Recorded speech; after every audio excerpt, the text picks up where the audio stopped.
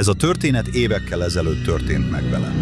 Akkoriban 17 éves voltam, és gyakran vigyáztam gyerekekre a környékünkön. Egy este megbízást kaptam egy új családtól, akiket korábban nem ismertem. 2 gyerekük volt, egy 5 éves kisfiú és egy 3 éves kislány. A ház hatalmas volt, régi, és tele volt régi festményekkel. Mielőtt elmentek volna, az anya külön szólt. Ha bármi furcsát hallanál a bébi őrön, ne menj fel, csak hív minket. Ezen meglepődtem, de csak bólintottam. Este 10 óra körül a bébi őr halkan recsegni kezdett.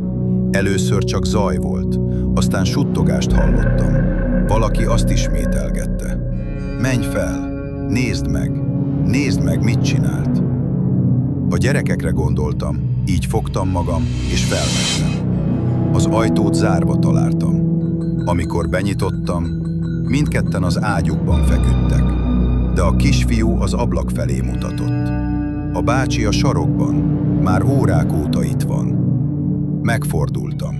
Nem volt ott senki. De a bébi őr kamera mozgott. Valaki, vagy valami figyelt.